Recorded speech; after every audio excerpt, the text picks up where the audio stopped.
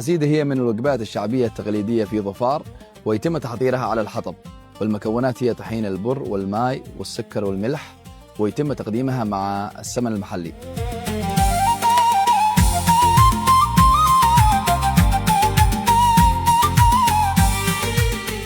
العزيدة التي تحضر على الحطب لها نكهة وطعم خاص، ونحن تعلمناها من آبائنا وأجدادنا، وهنا دورنا ننقلها لأجيالنا القادمة.